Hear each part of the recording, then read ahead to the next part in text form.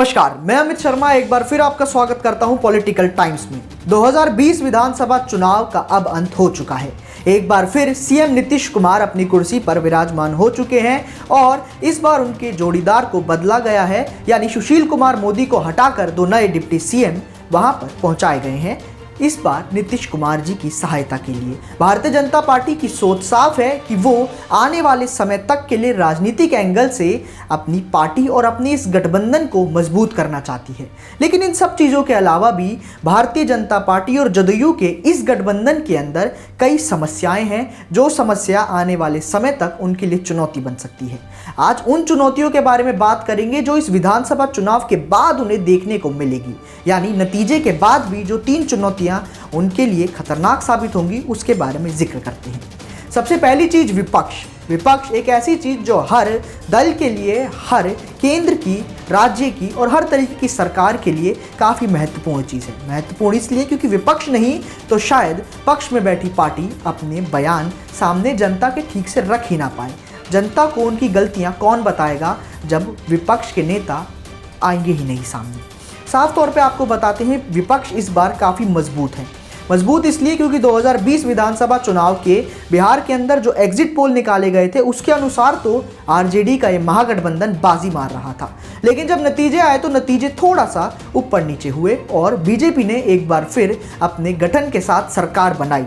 सरकार तो बनी, लेकिन फिर भी इस बार जो बाजी पलटी है, यानी विपक्ष की जो ताकत है वो इतनी है कि सामने से पक्ष भी कांपता हुआ नजर आ रहा है। सुशील मोदी जी ने तो साफ कह दिया है कि हमारे कोई भी नेता इधर से उधर नहीं होंगे। वहीं पे तेजस्वी यादव ने भी नेता प्रतिपक्ष होने का काम किया, यानी उन्होंने बयान देते हुए कहा कि हम अभी भी ऐसा कुछ नहीं सोच रहे हैं, हम केवल इतना चाहते हैं कि हम अपने विपक्ष होने का काम बखूबी निभाएं। हालांकि उनकी इन सब बातों में एक अलग ही तंज था। शायद आने वाले समय में वो कोई सरप्राइज दे, कोई बड़ा धमाका करे भारतीय जनता पार्टी के लिए या अब राज्य में बैठी सरकार के लिए। इन सब चीज़ों के साथ थोड़ा आगे बढ़े तो आपको बताएं, ये पहली चुनौती तो शायद ये एनडीए की सरकार धीरे धीरे करके इससे निपट लेगी। लेकिन दूसरी चुनौती थोड़ी सी पुरानी है।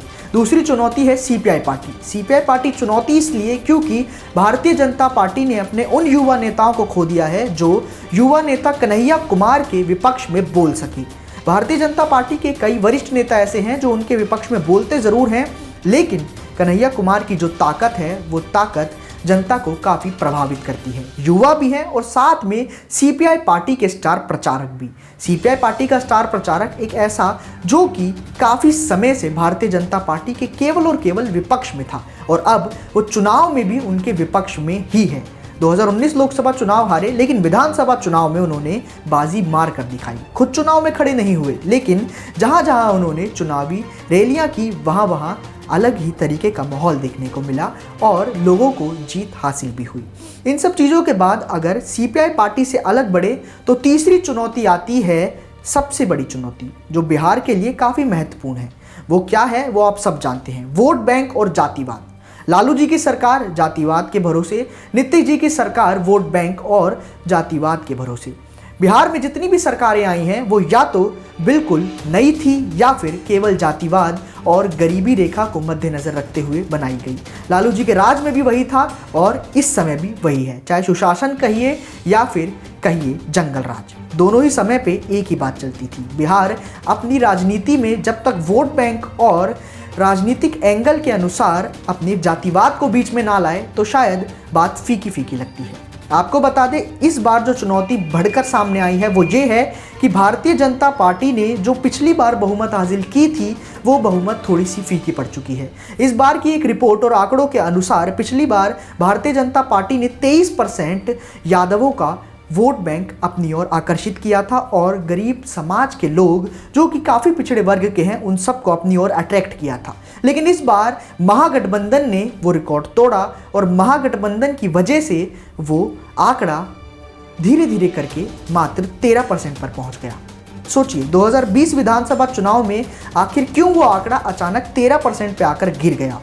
इन्हीं सब चीज़ों की वजह से शायद सरकार बन तो गई, लेकिन फिर भी अभी एक खौफ है भारतीय जनता पार्टी के नेताओं के बीच में।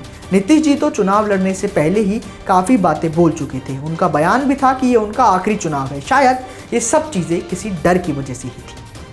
ये चुनौतियां तीन कहीं आने वाले समय के लिए भारतीय जनता पार्टी और जदयू की ये बनी हुई सरकार में कोई मुसीबत ना लेकर आ जाए। इन सब चीज़ों पे आपकी क्या राय है, कमेंट करके ज़रूर बताएं और देखते रहे A9 मीडिया न्यूज़। धन्यवाद। देश दुनिया की तमाम खबरों को जानने के लिए सब्सक्राइब करें हमारे चैनल A9 मीडिया न्यूज़ को और बेल आइकन को प्रेस करें।